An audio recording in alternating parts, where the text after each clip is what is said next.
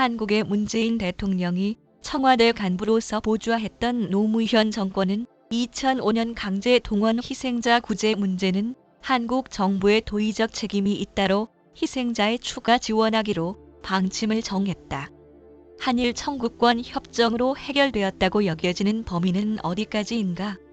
전문가를 포함한 민관 공동위원회를 발족해 검증한 결과였다. 마이니치 신문 서울지국장 호리야 아키코. 일본 기업의 배상을 명한 작년 10월 대법원 판결은 이 결정에 모순되지 않는 것일까?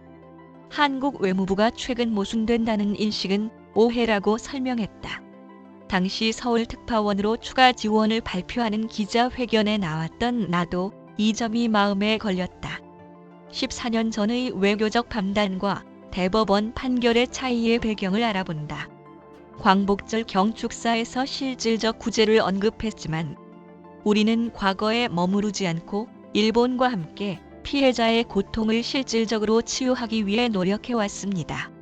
문 대통령은 올해 8월 15일 광복절 연설에서 일제시대의 고통을 입은 피해자 구제를 위한 한국 정부가 일본과 협력했던 사실의 한마디만 언급했다. 다만 1980년대 말부터 한일 협력으로 이어진 사할린 잔류 한국인의 귀환 문제나 한국인 피폭자의 인도적 지원, 노무현 정권의 추가 지원 표명, 위안부 문제 해결을 위한 한일 합의, 구체적인 설명은 일절 없었다. 앞으로 어떻게 할지에 대한 언급도 없었다. 실질적이라는 표현에는 법적 책임은 별개의 문제라는 인식이 배어 있었다. 문 대통령은 05년 추가 지원에는 사법 담당 수석 비서관으로서 법안의 제정 과정에서 관여하였다. 최고재판소 판결은 이 추가 지원에 대해 도의적 조치에 지나지 않는다. 홍보관실 보도 자료라고 판단했다. 판결로 승소한 원고의 배상액 1인당 1억 원 지원법에 따른 사상자의 위로금 1명 최고 2천만 원 사이에 처우의 차이가 있으나 문 대통령은 삼권 분립을 이유로 발언을 하지 않고 있다. 6월에 일본 정부에 제안했다는 한일 기업이 출연하는 재단 방식의 화해안도 새로운 한일 협력에 의한 도의적 조치가 강제징용 문제의 법적 해결에 어떻게 이어지는지 분명치 않다. 한국 정부의 정치 외교적 입장이 정해지지 않은 채 대화에 입구해라는 흐름으로 제안돼 혼돈 상태에 빠진 상황이다. 최고재판소 판결은 05년 정부 견해의 연장선. 광복절 연설 3일 전 한국 외교부는 국내 언론을 대상으로 05년 정부 견해와 지난해 대법원 판결이 모순된다는 것은 오해이며 판결은 05년 견해의 연장선에 있다라고 설명했다. 조선일보 등이 기존의 정부 견해를 뒤엎은 판결이 아닌가 하는 검증 기사를 보도한 데 따른 대응이었다.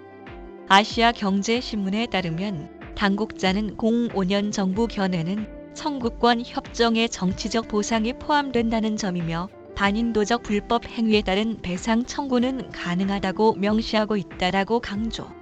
오해의 소지가 태어난 것은 1. 위안부 2. 사할린 잔류 한국인 3. 한국인 피폭자에 대해서는 청구권 협정에 포함되지 않는다고 언급했지만 징용에 대해서는 언급하지 못했기 때문이라고 설명했다. 저는 05년 당시 서울특파원으로 이 문제를 취재했다.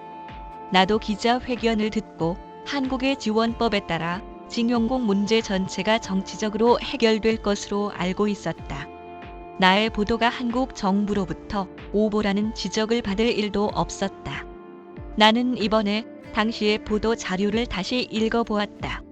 사할린 잔류 한국인 문제와 원폭 피해자는 협상 과정에서 의제가 되지 않은 경위 때문에 협정의 대상 외로 처리됐다. 국가 권력이 관여한 반인도적 불법 행위에 대해서는 일본 정부의 법적 책임이 남아있다로서 위안부 문제와 중국 해남도에서 일본군 점령하에 일어난 주민 학살 사건이지만 진상조사의 필요성을 지적했을 뿐이다. 그러므로 회견 전후의 보충 설명에서 한국 정부 당국자는 종종 외교 문제로 남는 과제는 위안부, 사할린, 피폭자의 3세트이라고 강조했다.